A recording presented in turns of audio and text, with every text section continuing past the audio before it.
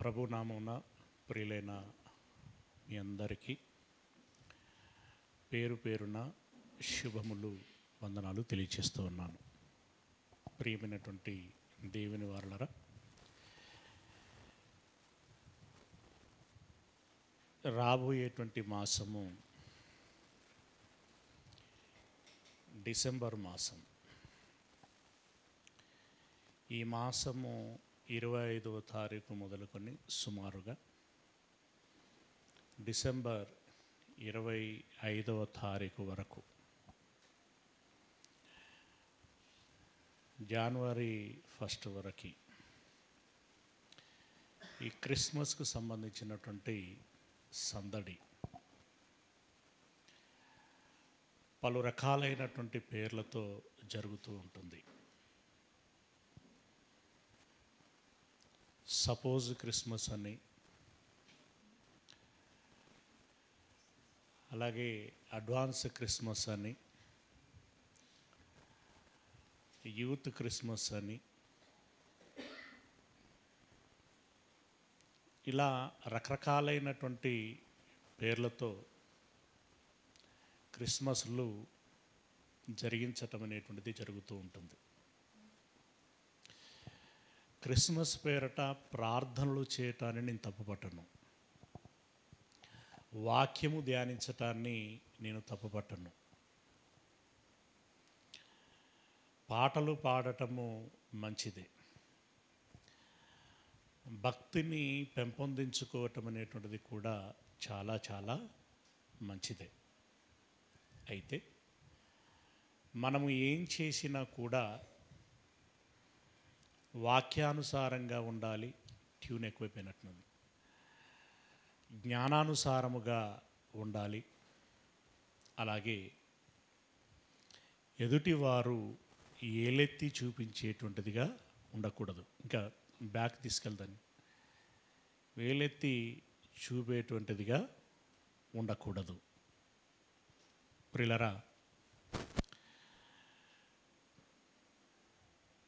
Christmas కరెక్టా కాదా అనేటువంటి విషయం పక్కకు పెడితే, డిసెంబరు 25న క్రిస్మస్ అని జరిగిస్తున్నటువంటి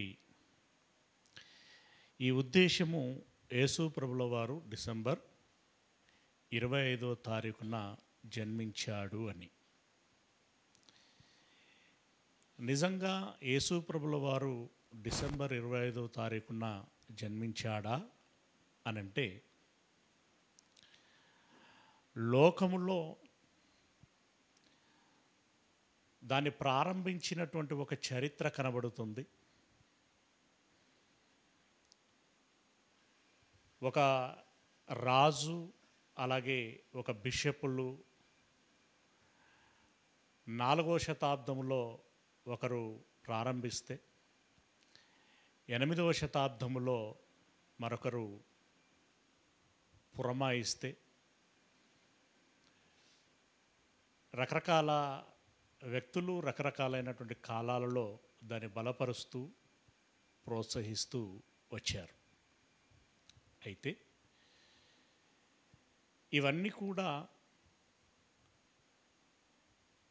వ్యక్తులు ఇలా ఉంటే ప్రత్యామ్నాయంగా బాగుంటుంది అనేటువంటి ఉద్దేశంతో ప్రారంభించినటువంటిది. అంటే ఇది చాలా విస్తృతమైనటువంటి విషయము. క్రిస్టో అనేటువంటి ఆనాటి గ్రీకు సూర్యదేవుడు అనేటువంటి వ్యక్తి యొక్క ఆరాధన డిసెంబర్ 25న జరిగేటువంటిది. క్రైస్తవులైనటువంటి వారు, అప్పుడప్పుడే మారినటువంటి వారు మరలా వెనకకు చూడకూడదు, వెనకకు తిరిగి వెళ్ళకూడదు, మరలా పాత అలవాట్లలో ఉండకూడదు అనంటే, ఆ దినముననే మనము క్రీస్తు పేరట ఒక కార్యం చేస్తే, ఒక పండగ చేస్తే, అది బలమైనదిగా చేస్తే వారందరూ ఇక్కడే వాక్యం ధ్యానిస్తూ ప్రార్థిస్తూ దేవునిలో గడపడానికి అవకాశం ఉంటుంది అనేటువంటి ఉద్దేశంతో ఈ కార్యమును ప్రారంభించడం జరిగింది. అంతేగాని వాక్య సంబంధమైనటువంటి బేస్ మనకెక్కడా కనిపించదు.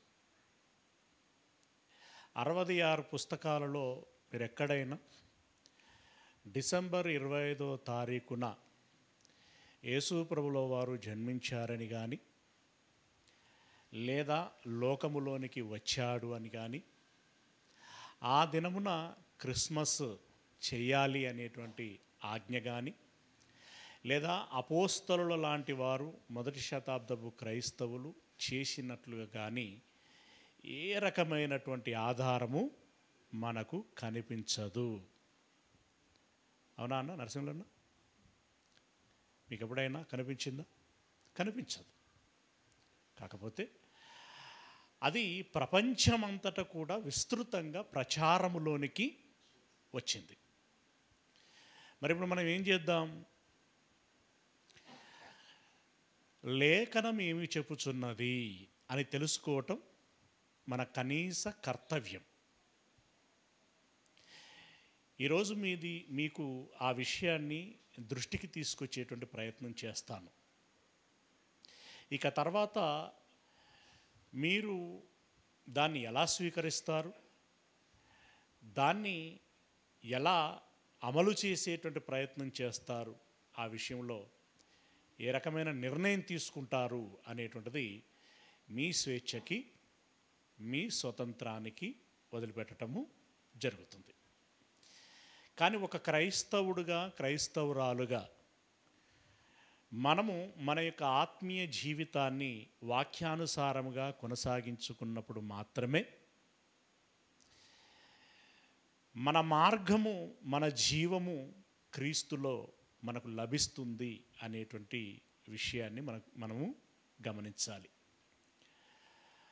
ఆత్మలకు జీవమునిచ్చుటకు శక్తి కలిగింది ఏంటది? వాక్యం. అవునా? లేఖనముల యందు ఏమున్నది? నిత్య జీవమున్నది. లేఖనమనగా వాక్యం, వాక్యమనగా క్రీస్తు. అంతే కదా? గనుక క్రిస్మస్ విషయమై దినము అనేటువంటి మూలమైనటువంటి దాని విషయమై వాక్యమై ఉన్నటువంటి క్రీస్తు ఏం చెప్పుచున్నాడు అనేటువంటి విషయాన్ని మనము తెలుసుకునేటువంటి ప్రయత్నం చేద్దాం. ప్రియులారా,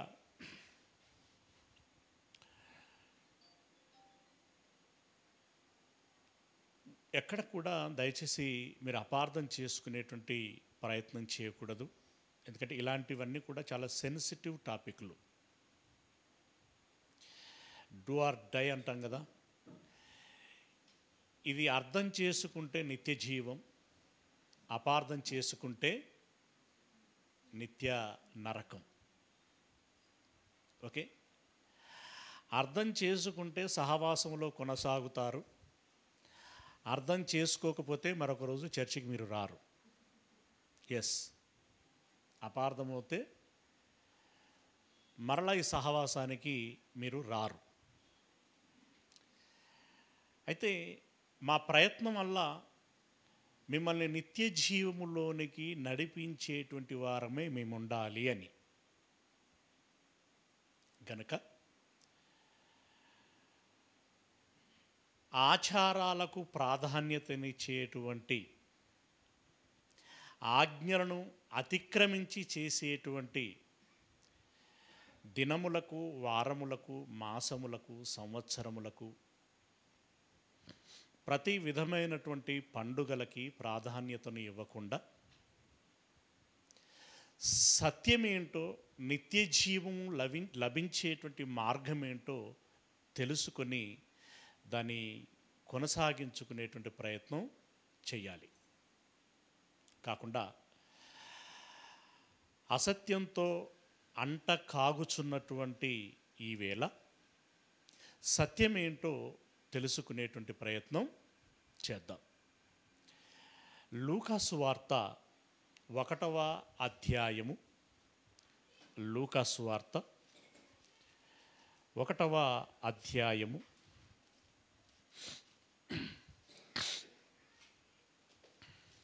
5వ వచనము నుండి. లూకా సువార్త 1వ అధ్యాయము 5వ వచనము. యూదయ దేశపు రాజైన హేరోదు దినములలో అబియా తరగతిలో ఉన్న జకర్యాను ఒక యాజకుడు ఉండెను. అతని భార్య అహరోను కుమార్తెలలో ఒకటి. ఆమె పేరు ఎలీసబెతు అన్నాడు. ఆ రోజుల్లో ఇంకా యాజకత్వము జరుగుతున్నది. అబియా తరగతిలో జకర్యా అనేటువంటి వ్యక్తి యాజకత్వం చేయటానికి దేవాలయమునకు వచ్చాడట. అతని పేరు జకర్యా అయితే అతని భార్య పేరు ఎలీసబెతు. ఆమె కూడా యూదయ సంతానములో నుండి వచ్చినటువంటిది. రైట్. ఇప్పుడు యాజకుడు జకర్యా ఏ తరగతిలో వచ్చి యాజకత్వం చేస్తున్నాడట? తరగతి మీన్స్ క్రమము.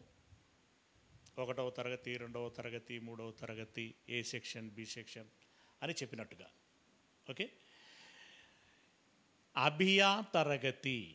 యాక్చువల్గా ఇక్కడ తరగతుల సంగతి ఏంటి అని మనం ఆలోచిస్తే, అహరోనుకు 4 కుమారులైతే మొదటి 2 కుమారులు మరణించారు. మొట్టమొదటి యాజకుడు ఎవరండి? అహరోను కదా. అహరోనుకు 4 కుమారులైతే అందులో 2 కుమారులు మరణించారు. ఇక మిగిలిన 2 కుమారుల్లో ఒకరు ఎలియాజరు, మరొకరు ఈతామారు. ఓకే. ఇక వారికి సంతానములు కలిగాయి. ఆ సంతానములలో వంశముల చొప్పున పెద్దవారు లెక్కబెడితే ఎలియాజరు సంతానములో 16 మంది లెక్క తేలారు. ఈతామారు సంతానములో 8 మంది లెక్క తేలారు. మొత్తం ఎంతమంది అయ్యారు? లెక్క పెడతాను అయింది 24 మంది అయ్యారు. అవునా? 24 మందికి ఒక సంవత్సరములో సమాన భాగములో వారికి యాజకత్వపు బాధ్యతలను ఇవ్వాలి. అంటే ఒక్కొక్కరికి ఎన్ని రోజులు వస్తాయి?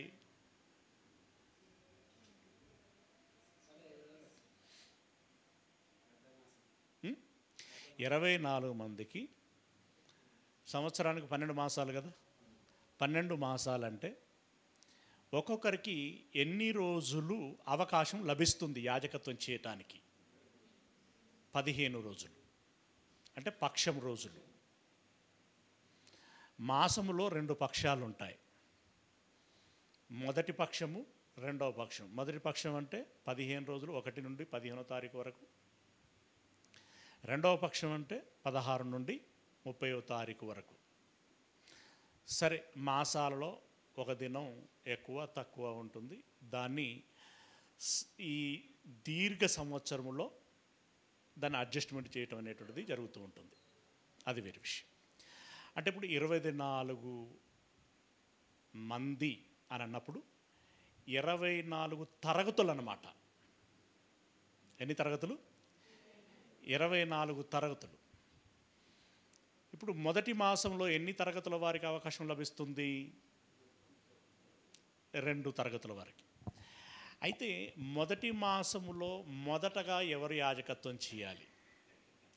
2వ పక్షములో ఎవరు యాజకత్వం చేయాలి? అలా 3, 4, 24వ తరగతి వరకు ఎవరు ఎప్పుడు యాజకత్వం చెయ్యాలి అనేటువంటి విషయము వారు ఏం చేశారు అనంటే, దేవుని సన్నిధిలో, దేవుని సూచన మేరకే దేవుని సన్నిధిలో అందరి పేర్లు రాసి చీటీలు వేశారు. ఎవరి చీటీ మొదటగా వస్తే వారు మొదట యాజకత్వం చేయాలి. 2వ చీటీ ఎవరికి వస్తే వారు రెండవ పక్షం యాజకత్వం చేయాలి. అలా చివరి చీటి ఎవరికి వస్తే చివరగా వారు యాజకత్వం చేయాలి. అలా చీటీ తీసినప్పుడు కొరింథీయులో రాసినటువంటి రెండవ పత్రిక, మొదటి పత్రిక, కొరింథీ కాదు సారీ, దినవృత్తాంతముల గ్రంథం, దినవృత్తాంతముల గ్రంథము మొదటి పుస్తకము 24వ అధ్యాయము. ఈ వివరణ అంతా కూడా మనకి అక్కడ కనిపిస్తుంది. 24వ అధ్యాయము మొదటి నుండి నేను చదువుచున్నాను, గమనించండి. అహరోను సంతతి వారికి కలిగిన వంతులేవనగా అహరోను కుమారులు నాదాబు, అబీహు, ఎలియాజరు, ఈతామారు. నాదాబును అబీహియును సంతతి లేకుండా తమ తండ్రి కంటే ముందుగా చనిపోయిరి.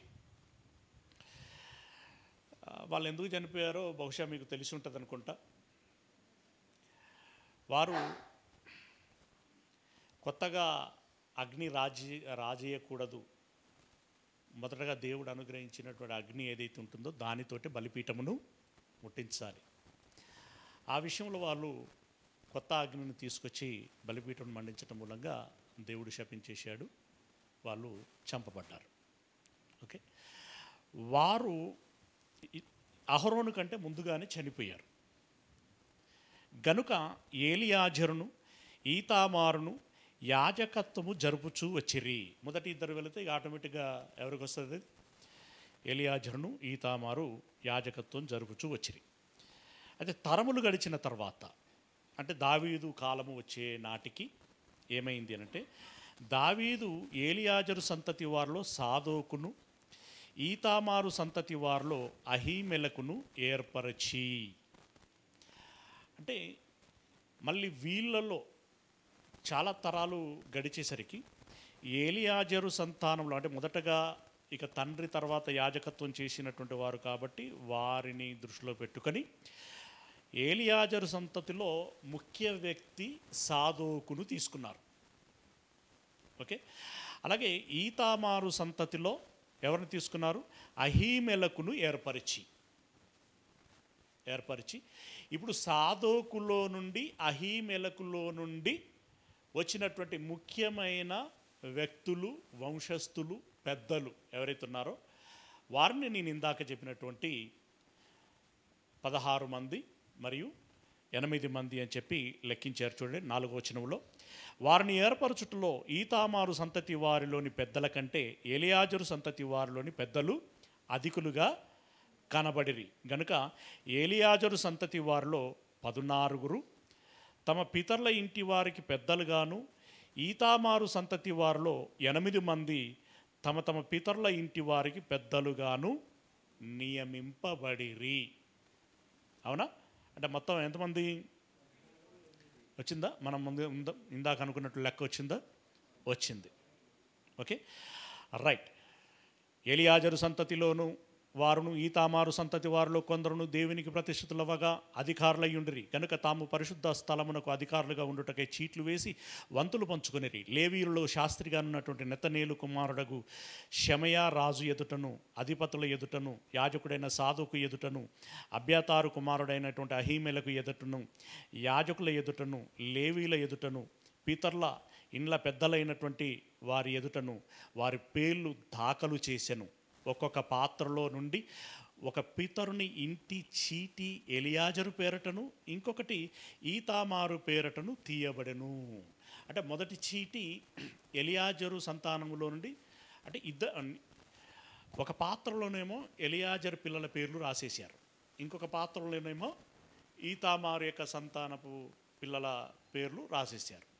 మొదటి చీటి ఎలియాజరు కుమారుల పాత్రలోనిది తీశారు. ఇప్పుడు రెండవ చీటి ఎవరిది తీస్తున్నారంటే ఈతామారు పాత్రలోని తీస్తున్నారు. మళ్ళీ మూడవ చీటి ఎవరిది తీస్తున్నారంటే ఎలియాజరు పాత్రలోని తీస్తున్నారు. మరలా 4వ చీటి ఎవరిది తీస్తున్నారంటే ఈతామారు పాత్రలోనిది తీస్తున్నారు. ఇలా ఆల్టర్నేట్గా అయిపోతున్నాయి. ఎన్ని చీటీలు వచ్చేసరికి ఈతామారు సంతానం వాళ్ళది అయిపోతుంది? 16 చీటీలు వచ్చేసరికి ఈతామారు సంతతి వారిది అయిపోతుంది. మిగిలిన రిమైనింగ్ అన్నీ ఎలియాజరు వాళ్ళే ఉంటాయి. ఎందుకంటే వాళ్ళ ఎక్స్ట్రా ఉన్నాయి కదా. రైట్. ఆ ఎక్స్ట్రా కూడా ఒక్కొక్క చీటీ తీస్తుంటే వాళ్ళ పేరు ముందుకు వస్తే వాళ్ళది అలా ఫినిష్ చేశారు. అయితే ఈ క్రమములో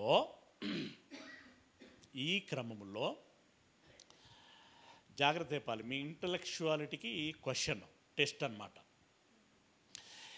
మీరు ఇది మనసులో పెట్టుకుంటే మొదటి చీటీ ఎవరి పాత్రలో తీస్తున్నారని చెప్పుకున్నాం. రెండవ చీటీ, మూడవ చీటీ, నాలుగవ చీటీ మైండ్ ఇట్. Okay, right. 7వ వచనం, మొదటి చీటీ యెహోయారీబునకు, రెండవది యోదాయాకు, మూడవది హారీమునకు, నాలుగవది షయోరీమునకు, ఐదవది మల్కియాకు, ఆరవది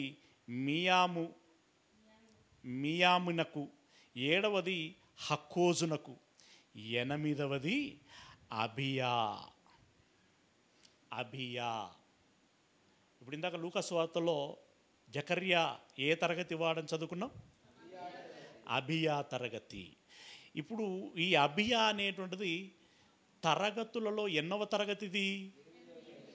8వ తరగతి, రైట్. అంటే 8వ చీటీ అని దాని అర్థం. 8వ చీటీ అంటే బహుశా ఎవరి సంతానములో నుండి వచ్చినట్టు చీటీ అయి ఉంటుంది అది. Very good. అంటే ఇప్పుడు జకర్యా ఎవరి సంతానం, ఎవరి వంశం అన్నమాట? ఈతామారు. బాగున్నారు, మీరందరూ యాక్టివ్గా ఉన్నారు. ఓకేనా, వెరీ గుడ్, రైట్. ఇప్పుడు జకర్యా గారు 8వ తరగతి వాడైనటువంటి అబియా క్రమమునకు సంబంధించినటువంటి వాడైతే, మాసమునకు 2 చొప్పున అని మాట్లాడుకున్నాం కదా. ఇప్పుడు జకర్యా ఏ మాసములో ఏ పక్షములో యాజకత్వం చేయటానికి దేవాలయానికి వచ్చి ఉంటాడు? చెప్పాలి, అందరు యూనిక్గా చెప్పాలి. లేడీస్ చెప్పండి, ఫస్ట్ లేడీస్ చెప్పండి. ఒక నిమిషం, లేడీస్ చెప్పండి. 4th సెకండ్ అంటే 4వ దాంట్లోనా?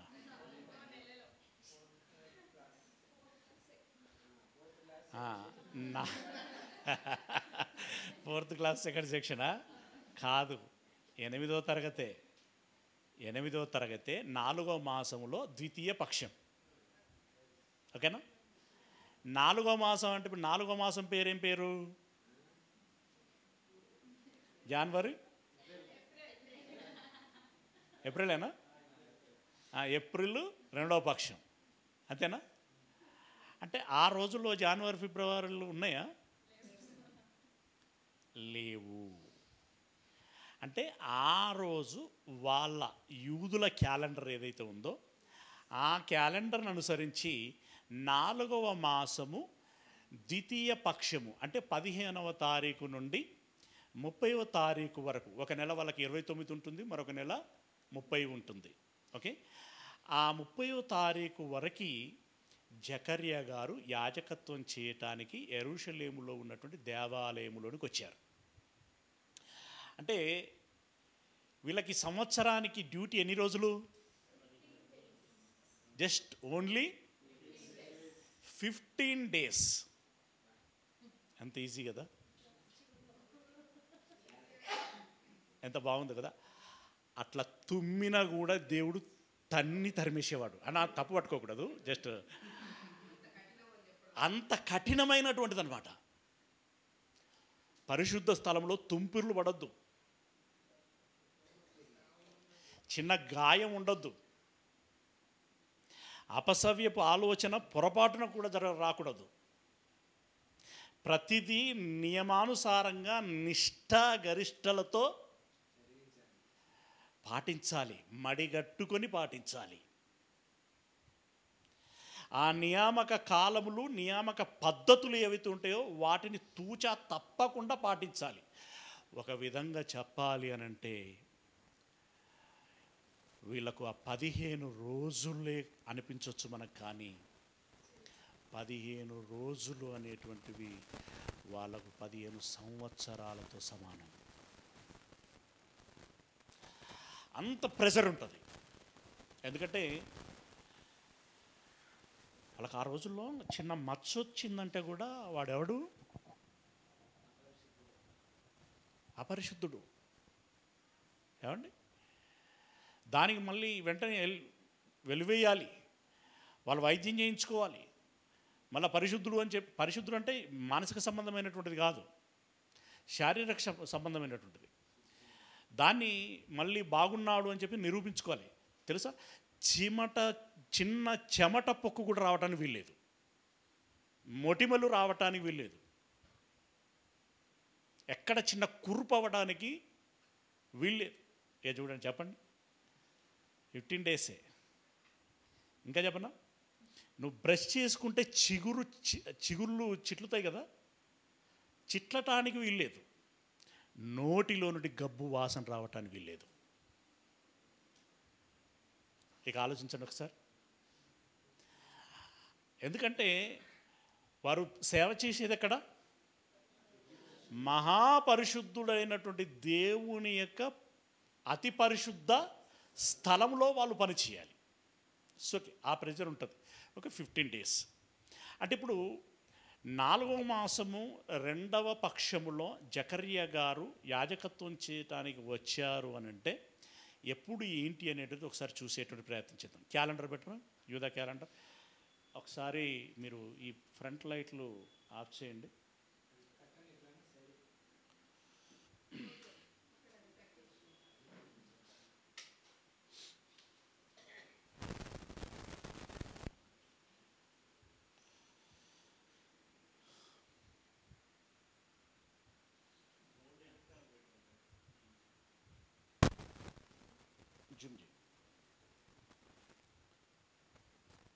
కనిపిస్తున్నాయండి అక్షరాలు?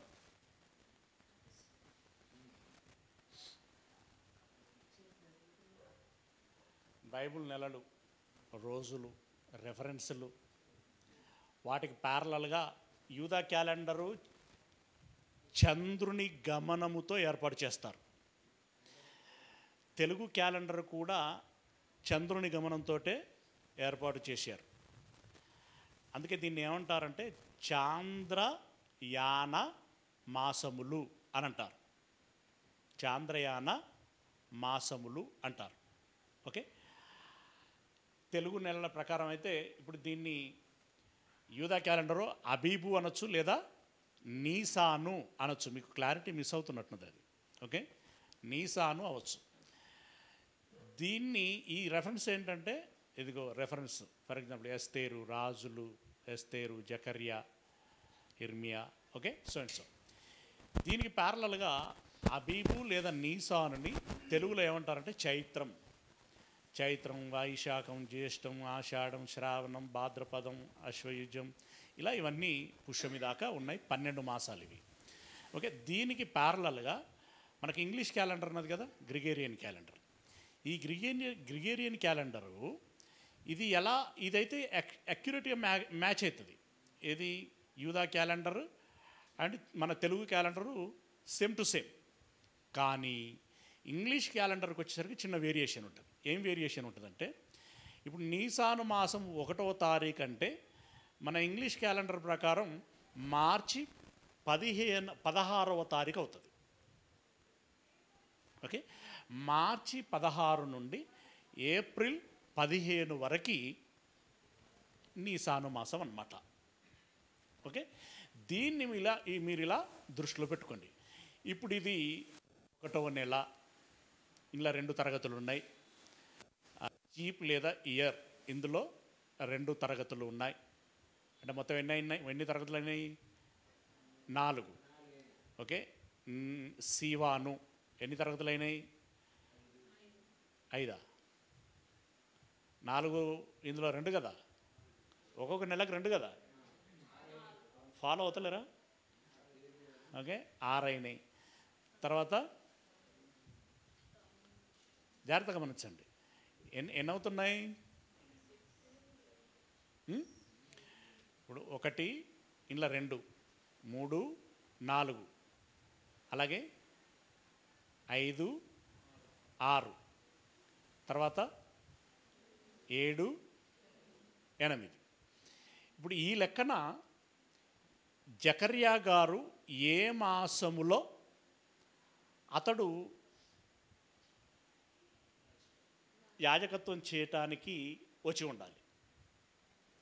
ఈ క్యాలెండర్ ప్రకారం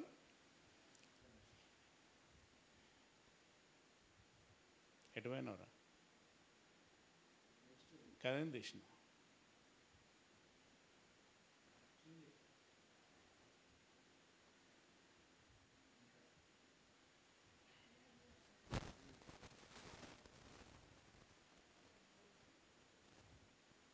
ఓకే.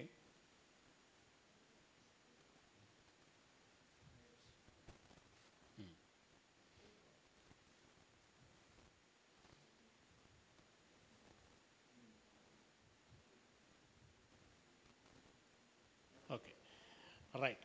ఇప్పుడు ఏ నెలల్లో ఏ పక్షములో జకర్యా గారు యాజకత్వం చేయటానికి వచ్చి ఉండాలి?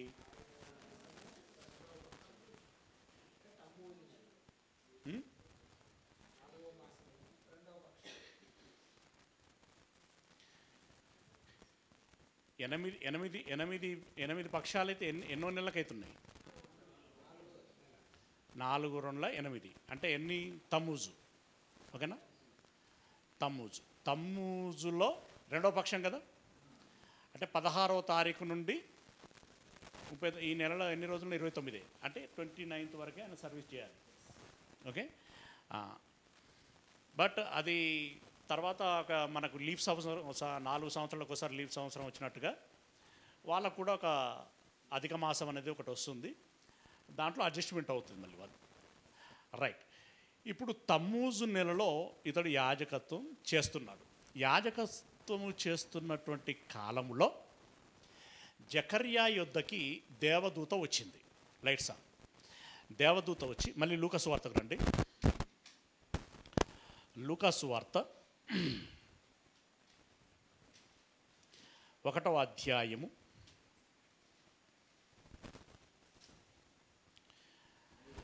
1వ అధ్యాయము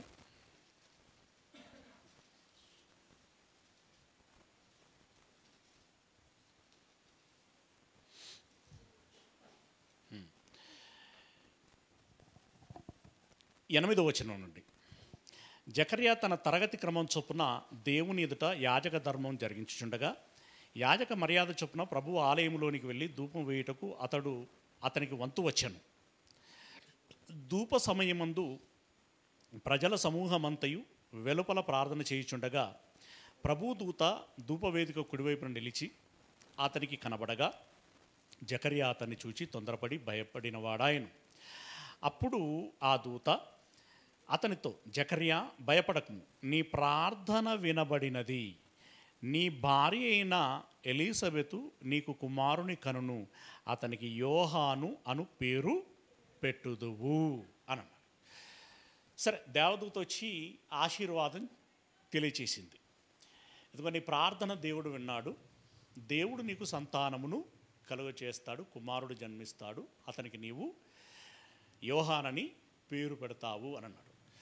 సరే, జకర్యా గారికి వాళ్ళు వృద్ధులు కాబట్టి కొంత అనుమానం వచ్చి, అయ్యా మేము వృద్ధులం, అబ్రహాం అన్నట్టుగానే, ఓకే, మాకు సంతానం ఎలా కలుగుతుంది అని అంటే సరిగ్గా దాన్నంతా ఒప్పిస్తాడు. మొత్తానికి దేవుడు సంతానం ఇవ్వబోతున్నాడు అనేటువంటి నమ్మకం వారిలో కుదురుతుంది. కుదిరిన తర్వాత 23వ వచనం, అతడు సేవ చేయు దినములు సంపూర్ణమైనప్పుడు తన ఇంటికి వెళ్ళాను. అంటే ఎప్పుడు వెళ్ళాడనమాట? తమ్మూజు నెల అయిపోతుంది కదా, అవు నెలలో 1వ తారీఖు ఇంటికి వెళ్తాడు. అవునా? అవే కదా, అవు. రైట్. ఇంటికి వెళ్ళాడు. 24వ వచనం, ఆ దినములైన పిమ్మట అతని భార్య ఎలీసబెతు గర్భవతి అయి, మనుష్యులలో నాకుండిన అవమానమును తీసివేయుటకు నన్ను కటాక్షించిన దినములలో ప్రభు ఈలాగున చేసెను అని అనుకొని 5 నెలలు ఇతరుల కంట పడకుండా ఉండేను. ఎందుకంటే పెద్ద ఆవిడకి సిగ్గేసింది. సహజంగా ఉంటుంది కదా, బీడియము, సిగ్గు, సంథింగ్. 5 నెలలు మళ్ళా ఇప్పుడు చాలామంది స్త్రీలకు ఎలా ఉంటుందనంటే, ఇది కన్ఫామ్గా ఇక నాకు నిలుస్తుంది, బిడ్డ పుడతాడు అన్నప్పుడే నలుగురు తెలవాలని భావిస్తూ ఉంటారు. మేబీ కారణం ఏదైనా కావచ్చు, కానీ 5 నెలలు ఎవరి కంట పడకుండా ఉన్నదామె. అంటే 5 నెలల్లో ఇంటికి వెళ్ళారు. సరే, అక్యురేట్గా దినములు మనం చెప్పలేము, కానీ 5 నెలలోని మొదటి వారములో ఎలిజబెత్ కన్సీవ్ అయింది. అప్రాక్సిమేట్లీ ఓకే, ఎలిజబెత్ కన్సీవ్ అయింది. అంటే 5 మాసములో ఆమె గర్భవతి అయింది. గర్భవతి 5 మాసములు ఎవరి కంటపడకుండా ఉన్నది. ఇది ఇలా ఉండగా ఆమెకు 6వ మాసము ప్రవేశించినప్పుడు, ఆమెకి 6వ మాసం ప్రవేశించినప్పుడు ఈ గబ్రియేలు దేవదూత మరియ యొద్దకు వచ్చింది. కన్య మరియ యొద్దకు వచ్చి ఆమెతో మాట్లాడింది. ఏమని మాట్లాడింది అంటే 26వ వచనంలో, 6వ నెలలో, 6వ నెలలో అంటే ఏ 6వ నెలలో? క్యాలెండర్లోని 6వ నెల కాదు, ఎలిజబెత్ గర్భం ధరించిన 6వ నెల. ఓకే, 6వ నెలలో గబ్రియేలు దేవదూత గలిలయలోని నజరేతు అను ఊరిలో దావీదు వంశస్థుడైనటువంటి చెప్పి ఇలా చెప్పుకుంటూ వచ్చి, దయాతా ప్రాప్తురాలు 28వ వచనం కదా, ఆ దూత లోపలికి వచ్చి 28వ వచనం లోపలికి వచ్చి ఆమెను చూచి, దయాప్రాప్తురాలా నీకు శుభము, ప్రభువు నీకు తోడై ఉన్నాడని చెప్పెను. ఆమె ఈ మాటకు బహుగా తొందరపడి ఈ శుభవచనం ఏమిటో అని ఆలోచించుకొనుచుండగా ఆ దూత, మరియా భయపడకము, దేవుని వలన నీవు కృప పొందితివి. ఇదిగో నీవు గర్భము ధరించి కుమారుని కని ఆయనకు యేసు అని పేరు పెట్టుదువు. ఆయన గొప్పవాడై సర్వోన్నతిని కుమారుడు అనబడును.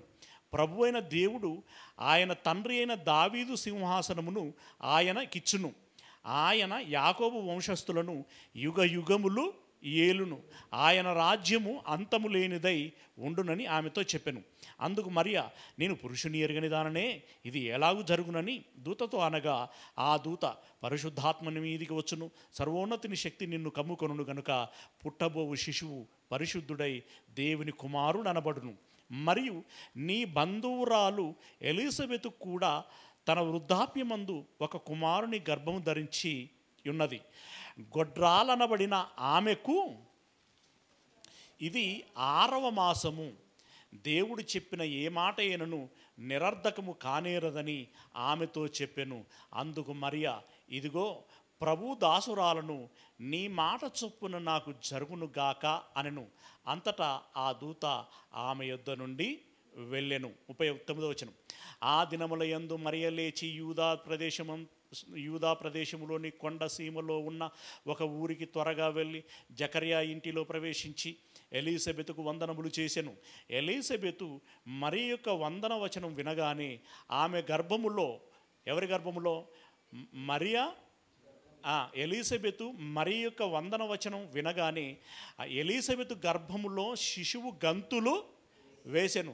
అంతటా ఎలిజబెతు పరిశుద్ధాత్మతో నిండుకొనినదై బిగ్గరగా ఇట్లనెను, స్త్రీలలో నీవు ఆశీర్వదించబడిన దానవు, నీ గర్భఫలమును ఆశీర్వదింపబడును.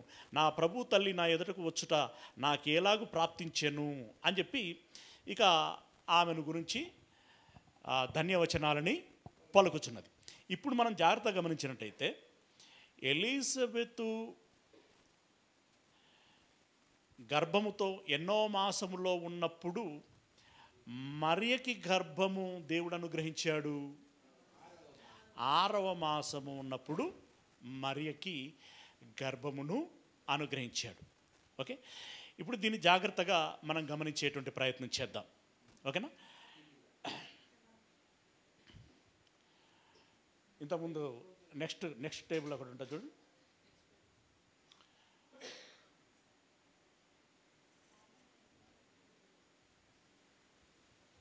అదిగా ఎక్కడికి వెళ్ళా.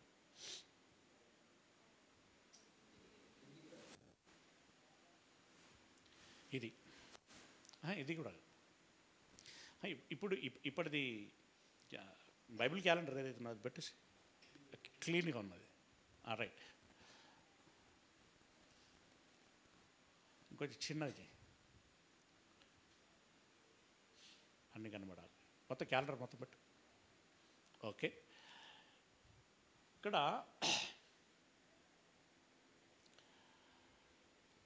అవును నెలలో ఎలిజబెత్ గారు గర్భం ధరించారు. ఇది అప్రాక్సిమేట్లీ ఫస్ట్ వీక్ అనేటువంటి విషయాన్ని మనం గమనించుకున్నట్టయితే ఇక్కడ నుండి క్యాలిక్యులేట్ చేసుకుందాం. ఒక 4-5 రోజులు లేదా హార్డ్గా వారం రోజులు అటు ఇటుగా ఉంటుంది. ఓకే, దీన్ని దృష్టిలో పెట్టుకుంటే అవును కూడా నేను క్యాలిక్యులేట్ చేస్తున్నాను. అంతమంది నెక్స్ట్ మంత్లో మళ్ళీ వారం రోజులు అటు ఇటుగా ఎగ్జిబిషన్ ఉంటుంది. దాన్ని దృష్టిలో పెట్టుకుంటే అవును నెలలో గర్భం ధరించింది, ఇది 1వ నెల. తర్వాత ఏలూలు 2వ నెల, 3వ నెల ఏంటది టిష్రీము లేదా ఏతనీము, లెక్కలు మర్చిపోకూడదు, 3వ నెల. తర్వాత బూల్ 4వ నెల, కిస్లేపు 5వ నెల, ఇదేంటిది టెబేతు ఎన్నో నెల 6వ నెల. అంటే ఈ 6వ నెల చివర్లో మేబీ ఓకే, ఈ 6వ నెల చివర్లో ఇంతకుముందు అది పక్క పెట్టేసి నేను నీకు ఇచ్చింది ఈరోజు ఇచ్చింది పెట్టు. రైట్, ఇక్కడ మీదికి వెళితే అవు ఇది అవు ఏతని. రైట్, ఇక్కడ తమ్మూజు నెలలో నన్ను ఫాలో కావాలన్న. తమ్మూజు నెలలో డ్యూటీ అయిపోయింది, ఇంటికి వెళ్ళారు. అవును నెలలో ఎలిజబెత్ గారు గర్భం ధరించారు. ఓకేనా, ఇక ఆమె ఎప్పుడు కుమారుణ్ణి కన్నది అంటే ఇక్కడ నుండి 9 నెలలు లెక్కించుకుంటే మనకు తెలిసిపోతుంది. అది తర్వాత చూద్దాం. ఇక్కడ నుండి 6 నెలలు లెక్క పెట్టుకుంటే కిందికి ఎక్కడికి వచ్చింది, ఏ మాసం వచ్చింది, కిందికెళ్ళి టెబేతు మాసం వచ్చింది. ఓకే, అంటే టెబేతులో మరియా గర్భం ధరించింది. ఓకే, ఈ టెబేతులో గర్భము ధరిస్తే ఈ టెబేతు నుండి ఎన్ని నెలలు లెక్క పెట్టుకుంటే యేసుప్రభుల వారు జన్మిస్తారు? 9 నెలలు. అంటే ఇప్పుడు ఇక్కడి నుండి లెక్క పెట్టుకుంటాం. 1, 2, 3, మళ్ళీ ఫస్ట్ నెలకి వెళ్ళి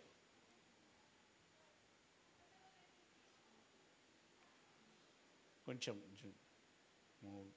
ఇందాక నేనే 3 నెలలు, 4, 5, 6, 7, 8, 9 పూర్తయి. ఎందుకంటే ఒక వారం రోజులు అటు ఇటుగా ఉన్నాయనుకున్నాం కదా, అవి కలపాలి మరి. ఓకే, ఎక్కడికి వచ్చేసరికి పూర్తయినాయి? ఎక్కడ ఇక్కడ ఏలూలు 9 అయిపోయినాయి కదా. ఇది అయిపోయి ఏతనిము 10లో ప్రవేశించిన తర్వాత దేవుడు తన కృపను బట్టి గర్భఫలము దీపికకు అనుగ్రహిస్తే ఎన్ని మాసముల తర్వాత బిడ్డకు జన్మనిచ్చింది? ఎగ్జాక్టా 9 కంప్లీట్ అయి 10వ మాసములోనికి ప్రవేశించిన తర్వాత బిడ్డ పుట్టింది. అలా ఇప్పుడు ఏ మాసములో యేసు ప్రభుల వారు జన్మించారన్నట్టు?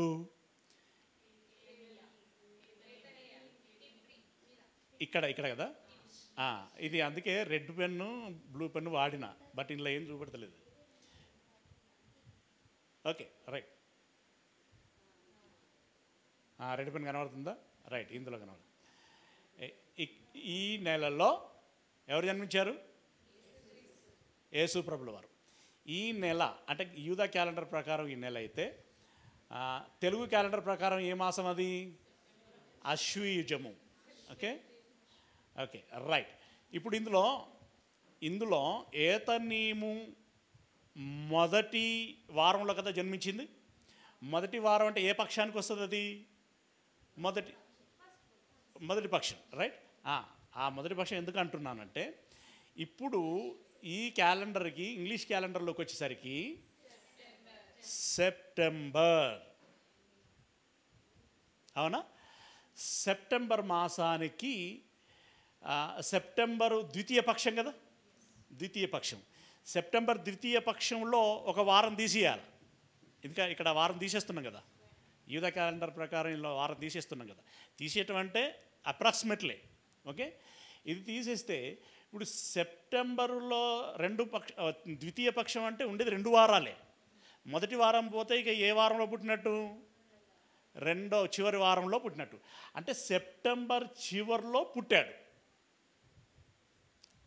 మన అకార్డింగ్ బైబిలేనా మనం చూసింది? ఒక 4 రోజులు 5 రోజులు హార్డ్గా, వారం రోజులు అటు ఇటుగా, నెలలకు నెలలైతే మారటము లేదు. అంటే ఇప్పుడు యేసు ప్రభుల వారు అకార్డింగ్ టు ద బైబిల్ ఎప్పుడు జన్మించారు? సెప్టెంబరు చివరి పక్షములో లేదా చివరి వారంలో. అవునా? చివరి వారంలో. మరి మనోళ్ళు ఎప్పుడు పుట్టారంటున్నారు? ఇది లేఖన ఆధారం. మరి డిసెంబర్ 25కి ఏ ఆధారం ఉంది? లేదు. ఓకే, ఇది ఒక విధంగా మీకు రుజువు చేయబడేటువంటి విధానం. అయితే మనం సంస్ కానీ ఇంకేవైనా విషయం కానీ ఇది కరెక్టేనా అని నిజ నిర్ధారణ చేసుకోవటానికి ఏం చేస్తాము? ఎప్పుడైనా కూడా క్రాస్ చెక్ చేసుకుంటాం. అంతేనా? క్రాస్ చెక్ చేసుకుంటాం. లేదైనా ఒక హెల్త్ ఇష్యూ ఉన్నది అనుకోండి, ఒక డాక్టర్కి వెళ్తే ఒక భయం చెప్పాడు. ఇప్పుడు అది ఆ డాక్టర్ ఒపీనియన్ మీదనే ఆధారపడకుండా రెండవ ఒపీనియను, మూడవ ఒపీనియన్ కూడా తీసుకోవాలి అని అనుకుంటాం. అవునా? రైట్. ఇప్పుడు దీని ప్రకారం మనకు సెప్టెంబర్ చివరి వారం అని తేలింది. ఇంకొక కోణములో, మళ్ళీ బైబిలే, ఇంకొక కోణములో ఈ విషయాన్ని ధృవీకరించుకోవటం ఎలా? ఇప్పుడు బైబిల్లో ఒక విషయం చెప్పడానికి ఒక రెఫరెన్స్ ఉంటుంది, 2 రెఫరెన్స్లు ఉంటాయి. ఈ 2 రెఫరెన్స్లతోటే నిర్ధారించుకుందామా? ఒక కొత్త నిబంధనలు ఇలా చెప్పింది, దీనికి పాత నిబంధన ఏమైనా సపోర్ట్ చేస్తుందా అన్నట్టుగా చూస్తూ ఉంటాం కదా మనం. లేదా పాత నిబంధన ఇలా చెప్పింది, కొత్త నిబంధన దాన్ని సపోర్ట్ చేస్తుందా? లేదా ఈ ప్రవక్త ఇలా చెప్పాడు, ఇంకో ప్రవక్త ఎవరైనా దీని గురించి మాట్లాడారా? ఇలా చూస్తూ ఉంటాం కదా. లైక్ దట్ ఇప్పుడు రెండవ కోణములో కూడా యేసు ప్రభుల వారు ఎప్పుడు జన్మించారని రాయబడిందో ఒకసారి మనం చూద్దాం. ఓకే, మీకు ఓవరాల్గా తెలిసినటువంటి విషయము, యేసు ప్రభుల వారు శరీరములో ఎన్ని సంవత్సరాలు బ్రతికి వెళ్ళారు? 33.5. 33.5 అని ఎవరు చెప్పారు మీకు? ఉన్నదా? వచనం ఉందా? డైరెక్ట్గా లేదు. పోనీ ఇండైరెక్ట్గానైనా ఉందా? దాని గురించి చూద్దాం. యేసు ప్రభుల వారు బోధ చేయటానికి ఎన్నవ సంవత్సరంలో బయటకు వెళ్ళాడు? తన 30వ ఏట. తెలుసు కదా, లూకాసు వార్త 3వ అధ్యాయము ఎన్నో వచనం? 23వ వచనమా? 3వ అధ్యాయము 23వ వచనం.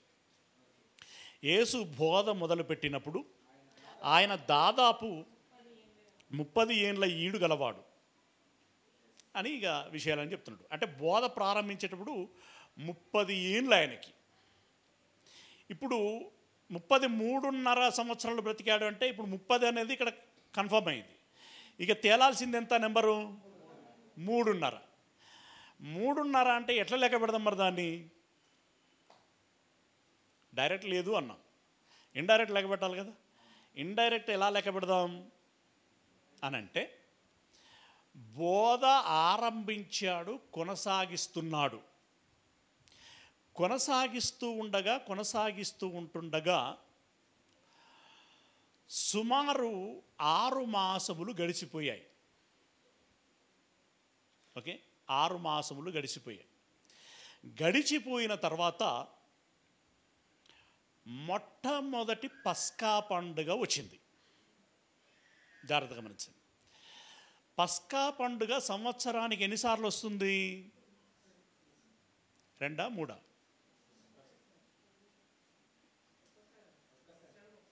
2, 3? ఒకసారి వస్తుంది. అంటే ఒక పస్కా పండుగ నుండి మరొక పస్కా పండుగకి ఈ ఎన్ని సంవత్సరాలు అన్నమాట, ఎంతకాలం అన్నమాట? అట్లా ఎన్ని పస్కా పండుగలు వస్తే అన్ని సంవత్సరాలు అన్నట్టే కదా, రైట్? అయితే ఈయన బోధ ప్రారంభించిన కొన్నాళ్ళకి ఒక పస్కా పండుగ వచ్చింది. అది ఎక్కడ ఉంటుంది మనం చూసినట్టయితే లూకా సువార్త 2వ అధ్యాయం, యోహాను సువార్త 2వ అధ్యాయము 2వ అధ్యాయం. జాగ్రత్తగా వినాలి, జాగ్రత్తగా నోట్ చేసుకోవాలి, జాగ్రత్తగా మెమోరైజ్ చేసుకోవాలి. ఎవరైనా మిమ్మల్ని అడిగితే యూత్ మీటింగ్కి వెళ్ళి మీరు ఏం నేర్చుకుంటున్నారు అనంటే ఇది నేర్చుకుంటున్నామని మీరు సమగ్రంగా చెప్పగలగాలి. సగం చెప్తే వాళ్ళు ఏమనుకుంటారు తెలుసా? ఇక పోయినావు అంతే, నేర్చుకున్నావు, బాగు నేర్చుకున్నావు అని అంటారు. అంతేనా? ఆ మాట రానియకూడదు. ఓకేనా? రైట్. లూకా సువార్త 2వ అధ్యాయము 20 ఏమన్నా లూకానన్నా? లూకా నోటెడ్ అయిపోయింది. యోహాను సువార్త 2వ అధ్యాయము 23వ వచనము. ఆయన పస్కా పండుగ సమయమున యెరూషలేములో ఉండగా, ఆయన బోధ ప్రారంభించిన తర్వాత వచ్చిన మొదటి పస్కా పండుగ ఇది. ఓకే? అంటే ఈ పస్కా పండుగ ముందు కొన్ని మాసాలు గడిచిపోయాయి, అది అలా ఉంచండి. ఇది మొదటి పస్కా పండుగ. తర్వాత రెండో పస్కా పండుగ ఎప్పుడు వచ్చింది అంటే 5వ అధ్యాయము 1వ వచనం. అటు తర్వాత 5వ అధ్యాయము, ఇది పక్కకు పెట్టండి. ఇది 3 ముఖ్యమైన పండుగలలో ఇదొక పండుగ. ఏంటి, మన పస్కా కాకుండా పెంతెకోస్తు పండుగ ఉంది, అలాగే వారాల పండుగ అని చెప్పి ఇంకో పండుగ ఉంది. దాన్ని పక్కకు పెడితే 6వ అధ్యాయము, 5 రాయకండి, 6వ అధ్యాయము 4వ వచనం. 6వ అధ్యాయము 4వ వచనం. అప్పుడు పస్కాను యూదుల పండుగ సమీపించెను, ఆ పండుగకు వెళ్ళాడు. ఇదంతా కూడా, ఈ అధ్యాయం అంతా కూడా ఆ పండుగలో ఆయన ఏమేం చేశాడు, ఎప్పుడు వెళ్ళాడు, ఏం చేశాడు, అదంతా వివరణ ఉంటుంది. అంటే ఇప్పుడు 2వ అధ్యాయము నుండి 6వ అధ్యాయములోని మరో పస్కా పండుగ కాలం వచ్చిందంటే అప్పటి వరకు ఎంతకాలం అన్నమాట? అది సంవత్సరం. ఓకే, ఇది మనసులో పెట్టుకోండి. తర్వాత మీరు ఏం చేస్తారు అనంటే 11వ అధ్యాయము 25వ వచనము. అందుకు యేసు 11వ అధ్యాయము 55వ వచనం, 25 కాదు, 55వ వచనం. మరియు యూదుల పస్కా పండుగ సమీపమై ఉండెను గనుక అనేకులు తమ్మును తాము శుద్ధి చేసుకున్నటకై పస్కా రాకమునిపే పల్లెటూళ్ళలో నుండి యెరూషలేమునకి వచ్చిరి. వచ్చిన వాళ్ళందరికీ ఈయన బోధ చేసిచుండెను. ఇలా జరిగిపోయింది రోజులు. అంటే ఇప్పుడు ఇది ఎన్నో పస్కా పండుగ? 3వ పస్కా పండుగ. అంటే ఎన్ని సంవత్సరాలు గడిచినట్టు? నెలలు కొన్ని ఉన్నాయి, అవి అలా ఉంచండి, బ్యాలెన్స్. 2 సంవత్సరాలు గడిచాయి. తర్వాత ఇదే యోహాను సువార్త 13వ అధ్యాయము 1వ వచనం. 13వ అధ్యాయం 1వ వచనం.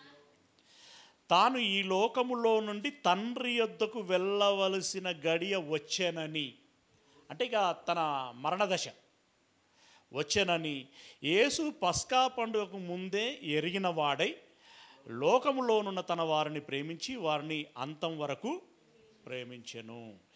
ఇది తెలిసిన తర్వాతనే ఆయన శిష్యులతో కలిసి చివరి సబ్బాతు అని అంటారు కదా, ఆ సబ్బాతును పాటించటము జరిగింది. అయితే పస్కా పండుగ రోజున యూదులు ఏం చేస్తారు? ఆ రోజు పస్కా బలిని ఇస్తారు. ఓకే, ఒక మేక పొట్టేళ్ళను కానీ గొర్రె పొట్టేళ్ళను కానీ బలి ఇస్తారు. దేని నిమిత్తమై? పాప పరిహారార్థము నిమిత్తమై. ఇశ్రాయేలీల పాప పరిహారం నిమిత్తమై ప్రతి పస్కా పండుగకి బలి ఇస్తారు. చాలా ఇస్తారు, అందులో ముఖ్యంగా ఒకదాన్ని ప్రస్తావిస్తారు. ఓకే, బలిస్తారు. ఇప్పుడు దేవుడు నాట్ ఓన్లీ ఇశ్రాయేలీలు, లోకజనుల పాపులందరి నిమిత్తం ప్రాయశ్చిత్తం చేయటానికి ఒక బలి జరగాలి అని చెప్పి నియమించాడు. అవునా? అందులో జంతువునకు బదులుగా తన కుమారుడు బలి అవ్వాలని నియమించాడు. ఆ బలినే, తన కుమారుని బలిని ఏం బలి అన్నాడు అనంటే, కొరింథీయులో రాసినటువంటి మొదటి పత్రిక 5వ అధ్యాయము 7వ వచనం. మొదటి పత్రిక 5వ అధ్యాయం 7వ వచనం. మీరు పులిపిండి లేనివారు గనక కొత్త ముద్ద అవుటకై ఆ పాతదైనటువంటి పులిపిండిని తీసి పారవేయండి. అంతేకాక క్రీస్తు అను మన పస్కా పశువు వధింపబడెను. అంటే ఇప్పుడు పస్కా పశువు వధింపబడేనంటే ఇప్పుడు పస్కా బలి అయ్యింది ఎవరన్నమాట? యేసయ్య. ఈ పస్కా యేసు శారీరక జీవితంలోని ఎన్నవ పస్కా?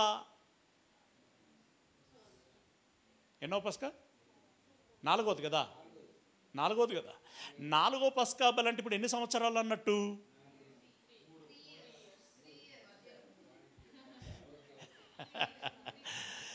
ఓకేనా? పస్కా నాడు జన్మిస్తే నువ్వు అన్నది రైట్ అవుతుంది. ఓకే, 3 సంవత్సరాల కొన్ని నెలలు. ఆ కొన్ని ఎన్ని? ఓకే, 3 సంవత్సరాలు అయింది. 3 సంవత్సరాలు అయితే ఇందాక మనం మొదటి ఫార్మాట్లో చూసినప్పుడు ఏ మాసములో జన్మించాడన్నట్టుగా మనకు కనిపించింది? సెప్టెంబర్ మీన్స్ యూదుల క్యాలెండర్. తమ్మూజా? కరెక్ట్ చెప్పండి. ఏతనిమా? రైట్, ఏతనిమ్ మనసులో పెట్టుకోండి. Okay, right. ఇప్పుడు 3.5 సంవత్సరాలు అనంటే తాను 33.5 సంవత్సరాలు బ్రతికాడు అని అన్నప్పుడు జాగ్రత్తగా గమనించండి. ఇప్పుడు యేసు ప్రభుల వారు ఎప్పుడు బలయ్యారు అనంటే, ఎప్పుడు పస్కా పండుగ నాడు బలయ్యారు. ఇంతకీ పస్కా పండుగ ఎప్పుడు వస్తుంది యూదుల క్యాలెండర్ ప్రకారం అన్నప్పుడు లేవియ కాండము మళ్ళీ క్యాలెండర్ పెట్టు. లేవియ కాండము 23వ అధ్యాయము, లేవి కాండము 23వ అధ్యాయము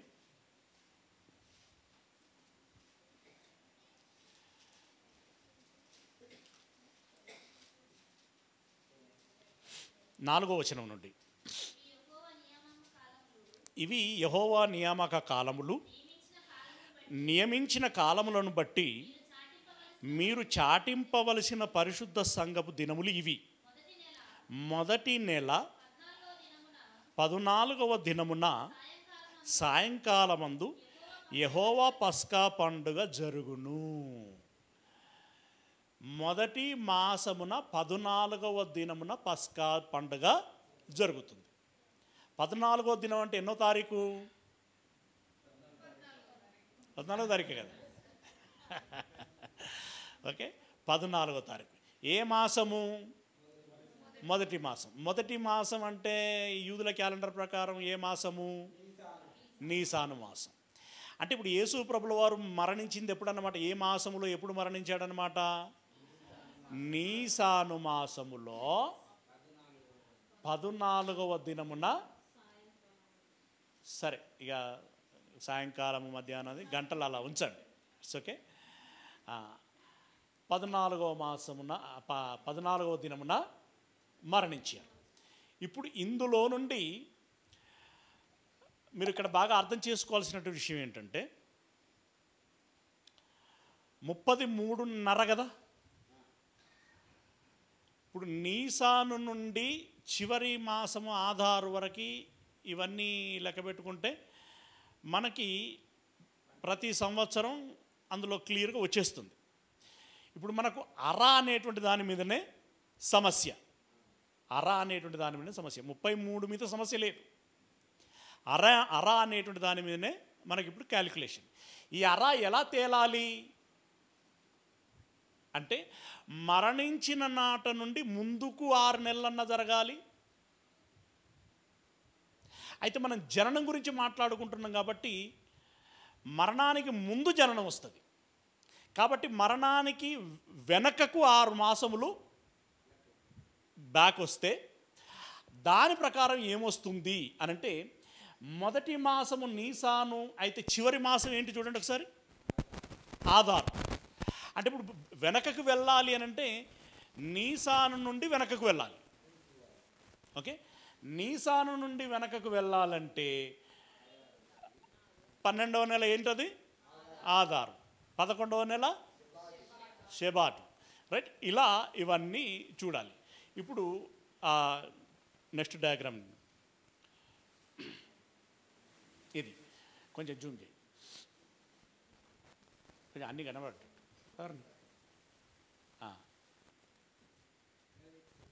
అంతేనా, కొంచెం ఇది కొంచెం కింది కొంచెం కింది ఇంకొంచెం మొత్తం అసలు రైట్ ఉండని.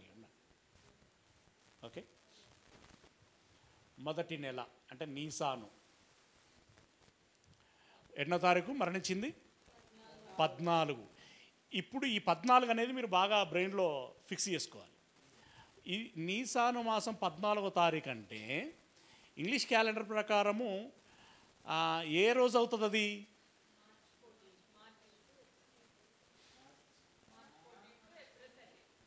అట్లా చెప్పద్దు. ఎగ్జాక్ట్ ఇక్కడ డే ఉన్నది కదా.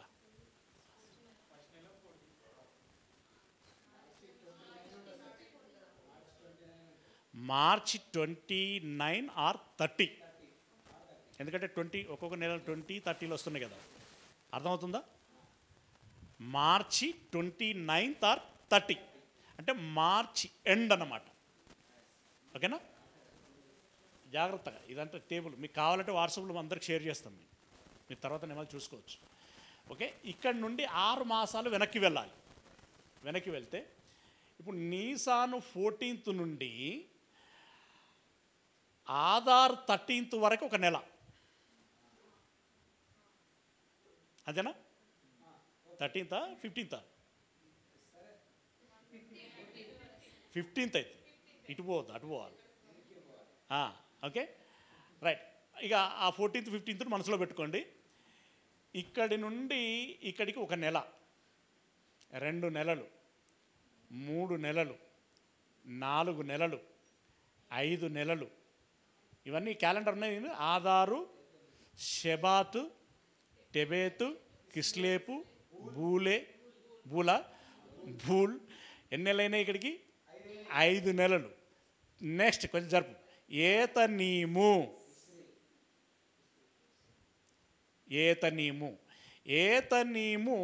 15వ తారీఖు వరకు ఎన్ని నెలలు అయినాయి?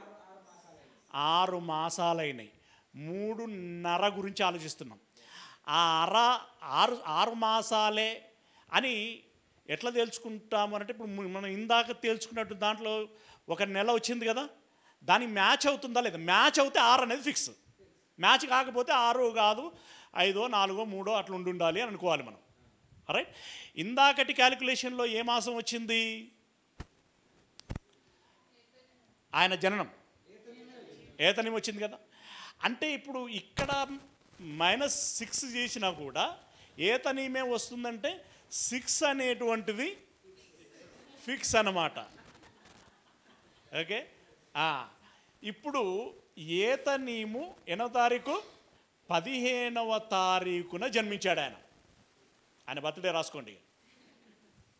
అది శారీరక బర్త్డే. దాన్ని యాక్చువల్గా లోకంలోనికి రావటము అని అంటారు. ఓకే, ఏతనీము, సరే ఏతనీమేనా, ఏతనీము 15వ తారీఖున జన్మించారు. మరి ఏతనీము 15వ తారీఖు అంటే ఇంగ్లీష్ క్యాలెండర్ ప్రకారం ఏ డేట్ అవుతుంది? అది మీరు చెప్పాలి. ఇప్పుడు ఇందాక మనం ఆలోచించిన విధానాలన్నిటి బట్టి సెప్టెంబర్ 30 ఆర్ అక్టోబర్ 1. సెప్టెంబర్లో 30 ఉంటుందా, 31 ఉంటుందా? 30ఏనా? మళ్ళీ అలా తేడా 30 కదా. ఆయన ఏళ్ళు లెక్క పెట్టుకున్నాడు. అంటే ఈ సెప్టెంబర్ 30న కానీ అక్టోబర్ 1న కానీ, సరే 31 అని కూడా నేను ఫిక్స్ చేయట్లా. మనం ఇందాక ఒక వారం రోజులు అటు ఇటు అని అనుకున్నాం కదా. నేనేం చేస్తున్నానంటే ఇటు ఒక 2 అటు ఒక 2 పెంచుతున్నా. ఇవి 2 కలిపి ఒక 6 రోజులు అవుతున్నాయి. ఇంకొక రోజు అట్లా ఉంచండి. అంటే ఇప్పుడు నీకు సెప్టెంబరు 28, 29, 30 లేదా అక్టోబరు 1, 2, 3 ఈ తేదీలలో అతడు జన్మించటానికి అవకాశం ఉంది. అంటే కరెక్ట్గా ఇప్పుడు దీన్ని 14ను దృష్టిలో పెట్టుకుంటే మాత్రం అక్యురేట్గా 14 మరణించింది 14, అది అక్యురేట్. దాన్ని దృష్టిలో పెట్టుకుంటే 6 మాసములు అనేటువంటి దానికి వెళ్తే సెప్టెంబర్ 30వ తారీఖున అతడు జన్మించాడు. నాకు ఇప్పుడు పెద్ద క్వశ్చన్ ఏంటంటే సెప్టెంబర్ 30 కాస్త డిసెంబర్ 25 ఎలా అయ్యింది? ఏమైనా మంత్రదండం గిట్లా ఏమైనా ఉండి ఉండొచ్చా?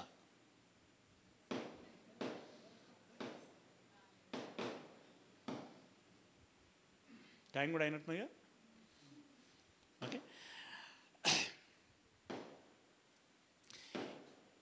ఇది క్లియరా? ఇప్పుడు నేను రెండు చార్టులు చెప్పాను కదా, 2 ఫార్మాట్లలో చెప్పాను. ఈ 2 ఫార్మాట్లలో మీకు ఏమైనా క్వశ్చన్ ఉంటే అడగచ్చు. నేను ఒక మాట మీ దృష్టికి తీసుకొచ్చి ముగించేస్తాను. చివరి ప్రార్థన కూడా చేస్తాను. చివరి ప్రార్థన తర్వాత ఈ టేబుల్ మీద మాకు పలాని సందేహం ఉన్నదండి, పలాని అనుమానం ఉన్నది, దాన్ని నివృత్తి చేయండి అని చెప్పేసి మీరు అడగచ్చు. ఓకేనా? రైట్. ఇప్పుడు అది పాఠం జోలికి వెళ్ళొద్దు అనుకుంటున్నాను, కానీ మీ కంక్లూజన్ అసలు ఇదంతా ఎందుకు ముందు పెట్టినావు, మాకు చెప్పదలుచుకున్న ఉద్దేశం ఏందనేది ఒకటి ఉంటుంది కదా. ఈ దుకాణం అంతా ఏందనేది కదా, దానికోసం చెప్తున్నాను. బైబిల్లో మనకి గలతీ పత్రిక కానివ్వండి 4-5వ వచనం, అలాగే రాసుకోండి, తర్వాత చదవకండి మీరు. అలాగే కొలస్సీ పత్రిక 2వ అధ్యాయం 16వ వచనంలో అక్కడ ఏముంటుందంటే, మీరు దినములను, మాసములను, ఉత్సవ కాలములను పాటిస్తున్నారు, మిమ్మల్ని గురించి నేను పడినటువంటి ప్రయాస వ్యర్థమైపోవునేమో అని చెప్పి నాకు భయము వేస్తున్నది. మీరు దినములను పాటించి ఇతరులు వేలెత్తి చూపించేటువంటి అన్యజనులకి అవకాశము ఇవ్వకండి అని చెప్పి ఆయన రిక్వెస్ట్ చేస్తాడు. అంటే దాన్ని బట్టి ఇది యేసుక్రీస్తు పుట్టిన దినమని, ఇది యేసుక్రీస్తు మరణ దినమని నేనేమంటున్నానంటే, అవి తప్ప ఒప్ప అనే సంగతి పక్కబెట్టు.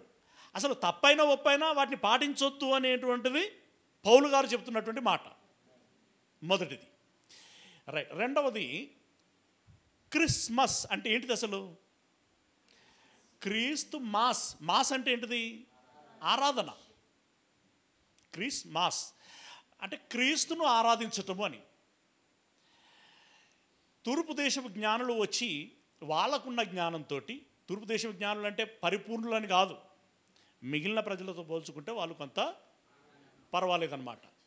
అది అంటే మిగతా వాళ్ళు గుర్తించలేదు, వాళ్ళు గుర్తించగలిగారంటే వీళ్ళకంటే వాళ్ళు బెటర్ కదా, అదనమాట. ఆ జ్ఞానులు వచ్చి బంగారం, బోలం, సాంబ్రాణి బహుమానంగా లేదా కానుకలుగా ఇచ్చి పూజించి వెళ్ళిరి అని ఉంటుంది అక్కడ. పూజించి వెళ్ళిరి. వాళ్ళకున్న జ్ఞానంతో వాళ్ళు చేశారు. ఇంకా క్రొత్త నిబంధన పరిపూర్ణమైన జ్ఞానం అప్పటికి బోధించబడలేదు కదా, బోధించబడలేదు. వాళ్ళకున్న జ్ఞానంతో వాళ్ళు చేశారు. అయితే వాళ్ళు చేశారని మనోళ్ళు దాన్ని కొనసాగించారు. పాప తూర్పు దేశపు జ్ఞానుల యొక్క వారసత్వాన్ని వీళ్ళు నిలబెడుతూ వస్తున్నారు. కానీ ఆ క్రీస్తు, అంటే వీరెవరినైతే పూజించారో ఆ క్రీస్తు ఏమని చెప్పాడు? ఓకే, వాళ్ళు పూజించినట్టుగా మీరు కూడా నన్ను పూజించండి అని అన్నాడా? ఇంకేమైనా చెప్పాడా? యోహాను సువార్తలో ఏం చెప్పాడు? అమ్మా, ఒక కాలము వచ్చుచున్నది, నా మాట నమ్ము, మీ వాళ్ళు చెప్పినట్టుగా కొండల మీదనైనను మా వారు చెప్పినట్టుగా దేవాలయంలోనైనను తండ్రిని ఆరాధించరు. మరి ఎలా, ఎవరిని ఆరాధిస్తారు అని అంటున్నాడు అక్కడ? 22 23 23 ఏమంటున్నాడు? అయితే యథార్థముగా ఆరాధించువారు. ఈ వర్డ్ మీకు మైండ్లో ఉండే. ఎలా ఆరాధించేవారు అంటే యథార్థంగా ఆరాధించేవారు ఉంటారు, ఉత్తిగా ఆరాధించేవారు ఉంటారు, అంతే కదా. యథార్థముగా ఆరాధించేటువంటి వారు ఉంటారు, నామకార్థంగా ఆరాధించేటువంటి వారు ఉంటారు, సత్య ప్రకారముగా ఆరాధించేటువంటి వారు ఉంటారు, అసత్యంగా ఆరాధించేటువంటి వారు ఉంటారు.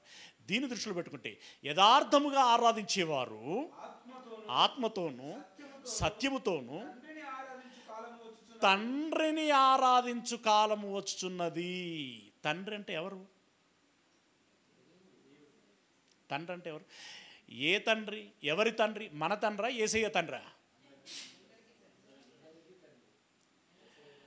మగ్దలేని మరియతో ఏమంటాడు? నా తండ్రియు మీ తండ్రియు, మీ దేవుడును నా దేవుడునైనా. అంటే ఆయన తండ్రి ఎవరో మన తండ్రి ఆయనే, ఆయన దేవుడు ఎవరో మన దేవుడు ఆయనే. ఆ దేవుణ్ణి, ఆయన ఆత్మ గనక ఆత్మతోనూ సత్యముతోనూ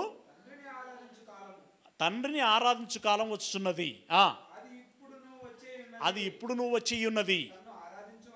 దేవుణ్ణి ఆరాధించేవారు అట్టివారే కావాలనని తండ్రి కోరుచున్నాడు. దేవుడు ఆత్మ గనుక ఆయనను అన్నాడా, నన్ను అన్నాడా?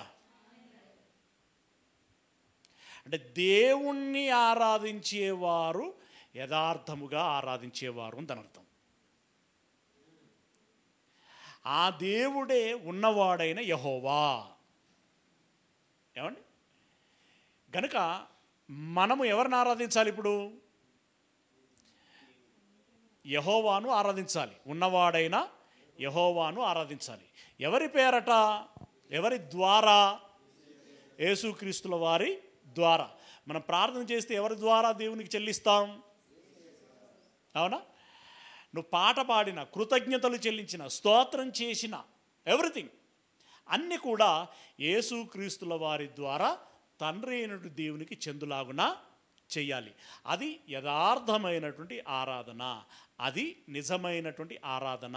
మనము సత్యవంతులము, మనము యథార్థవంతులము, మనము నిజమైనటువంటి దేవుని పిల్లలమైతే, భక్తులమైతే మనము దేవుణ్ణి ఆరాధించాలి. యేసు ప్రభుల వారిని ఆరాధించటం అనేటువంటిది యేసుకే నచ్చని విషయము. గనుక మరి అందరూ చేస్తున్నారు, మనం కూడా చేయాలని మనం కూడా అప్పుడప్పుడు ఏమవుతూ ఉంటాం? కొంచెం మెల్ట్ అవుతూ ఉంటాం. బెండ్ అవుతామా, మెల్ట్ అవుతామా? ఏమండి? మొగ్గు చూపుడే పెద్ద ప్రమాదం. ఈ మెల్ట్ అయిపోవడం అంటే అయిపోయింది అని దాని అర్థం. కాబట్టి దయచేసి మీరు ఇది మనసులో పెట్టుకోండి. ఇది నేను బైబిల్లో రాయబడినటువంటి మాటలు చెప్పవలసిన బాధ్యత నా మీద ఉంది. కాబట్టి మీకు సున్నితంగా మీ దృష్టికి తీసుకొస్తున్నాను. ఇక ఆ తదుపరి మీరు ఏం చేస్తారు అనేటువంటిది యువర్ చాయిస్. తీర్పు తీర్చేవాడు యేసయ్య.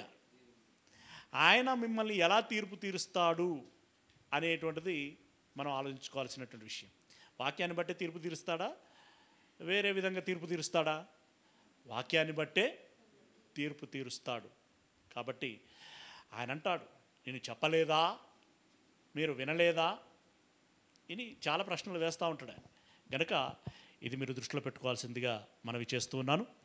చివరి ప్రార్థన చేసుకొని ముగించుకుందాం.